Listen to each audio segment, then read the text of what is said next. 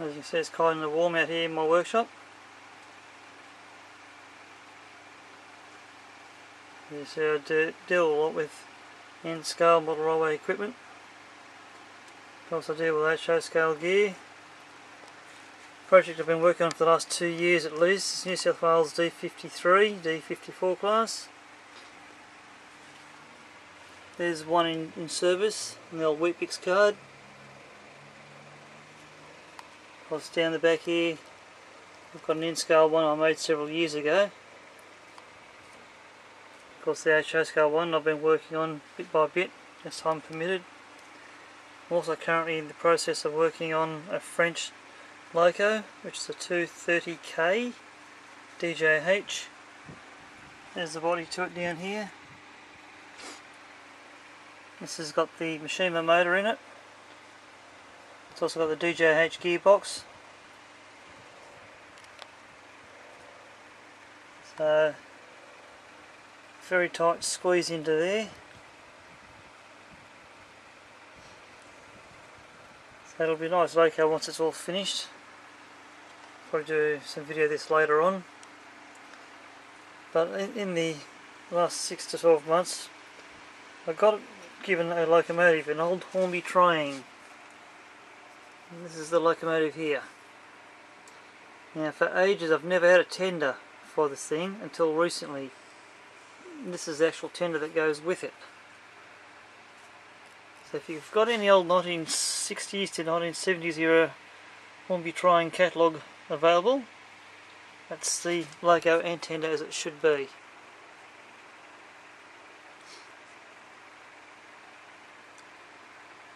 Now, I've recently had to replace the trailing truck, so that's the replacement truck sitting underneath it, same as what was on there originally.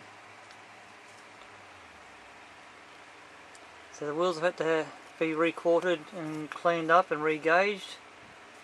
All the rods were as rusty as all crap, so basically a bit of tender loving care, brought back to nice and silver. And the leading wheels have also had to have some attention done to them. Flanges were a little bit dicky, so a bit of shaving while spinning the wheels. It's trued it up a hell of a lot. Coupling was bent completely, so that's now been straightened out to what it should be. The headlight still works. Body was covered in that much dust and rubbish, so I've cleaned that up as well. With the tender, there's that much hair and crap wrapped around each of the axles. There's still a bit in there at the moment, but the lubrication I've put through, I've actually done a lot better job now that they're cleaned up. They were dragging as if the brakes were on originally. But yeah, all up here was dusty as everything.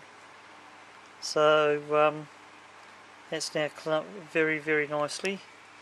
But thankfully the back coupling was perfectly in good working order.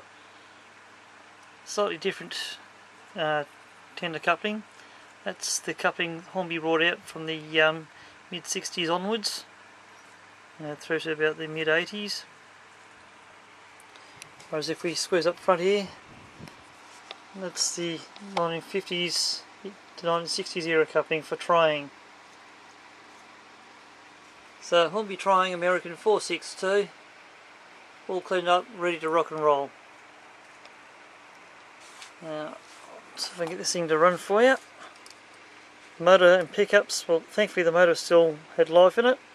Pickups still need a bit more adjustment. Give it a sec, there we go. There's life back in this old loco yet.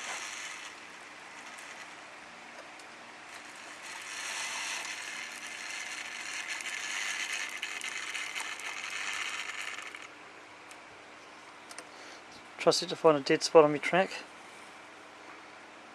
Mind you, my rails aren't that clean.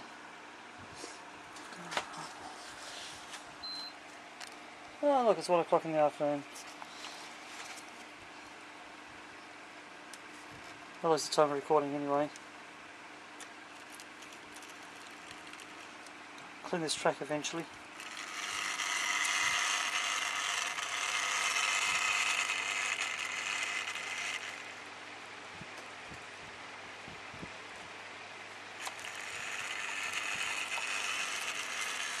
few minor adjustments to the pickups, clean track, and that'll run sweet as.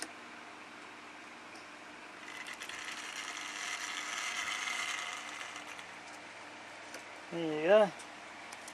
A Hornby restoration job brought back to life.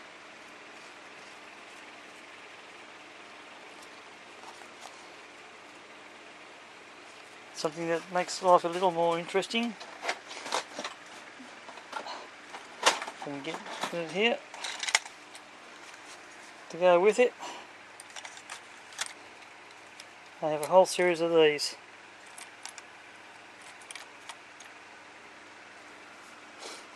Also second hand.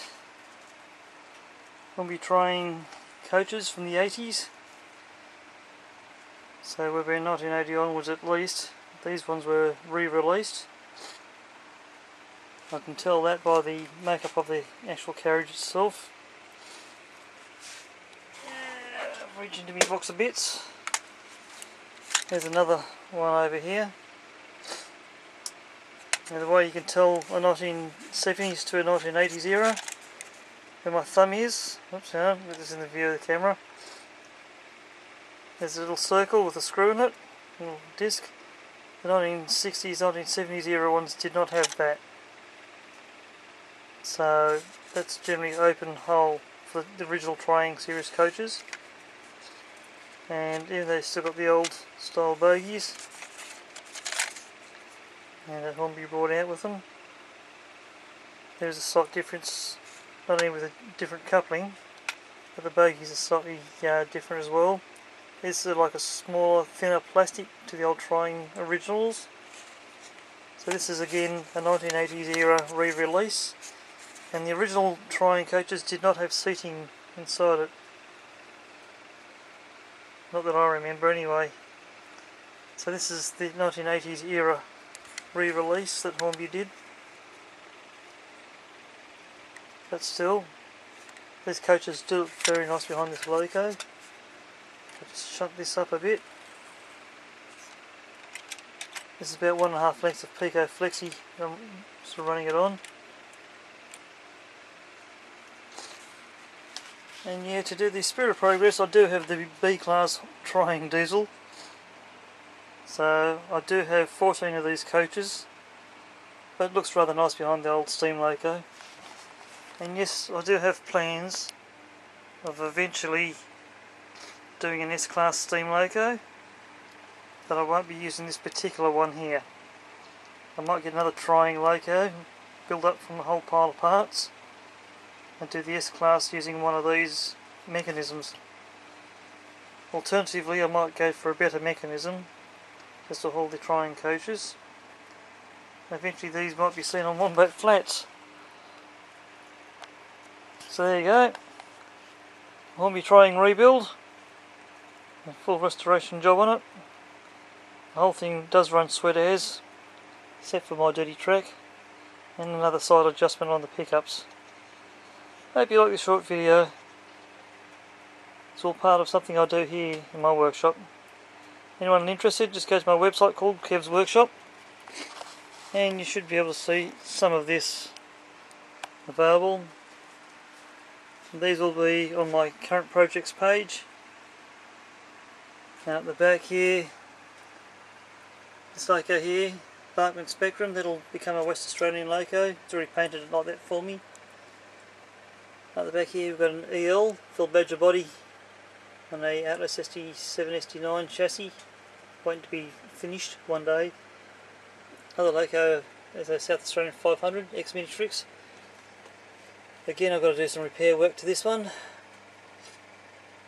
And then up the back here, there we go, a Scratch Builder 8060 I started several years ago. One day that might get completed as well. So several projects on the go at any given time in my workshop. This is just some of it. So even though it's a bit of a mess, I do get it cleaned and tidied up, and then I can get things like this done. And yeah, once they get all restored, get them running, right to go again. Need any service or repair work doing, that's great. let me know, I can do that for you. And I'll just quickly come back down to this one here for a minute. Bit of a quality on the DJH stuff. They do very fine castings and details on all their kits. This French 230K, as I was saying earlier, there's a cab detail so far.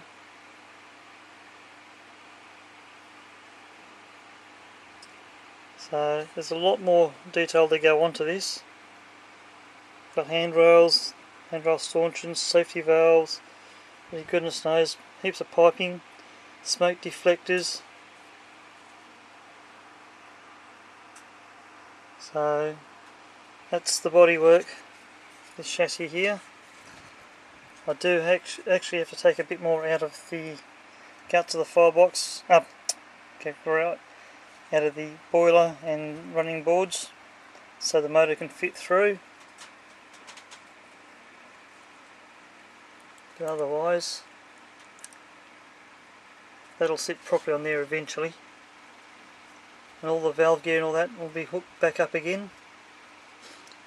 Half the issue I've got is this silly little part here. It's a very integral and important part, but I've got to feed the main drive rods through these little rectangles. That's half the issue. But on here you've got the eccentric rod and eccentric crank.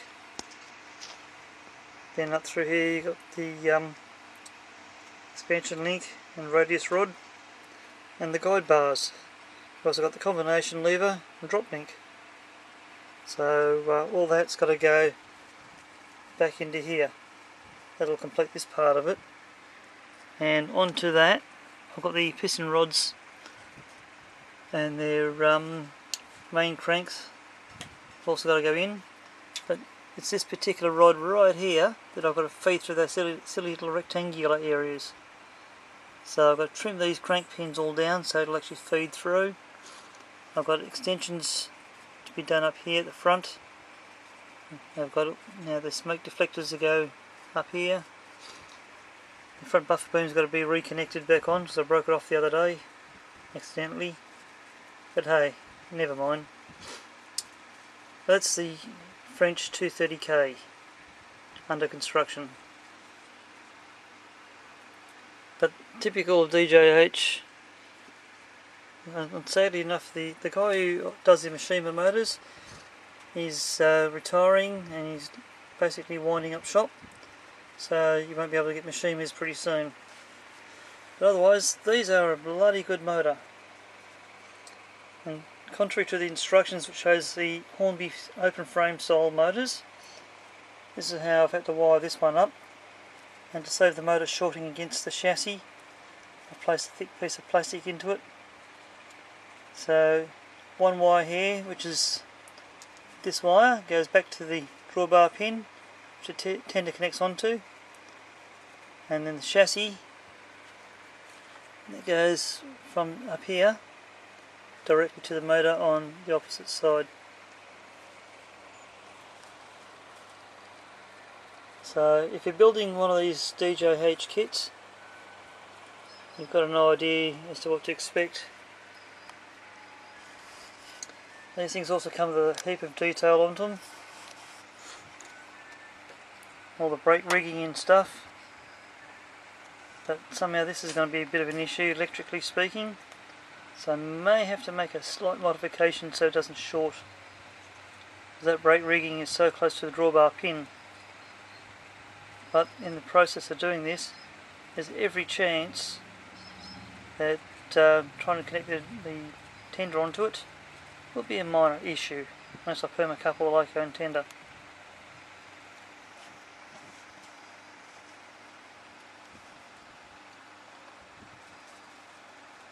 This should hopefully be a nice project when it's all completed.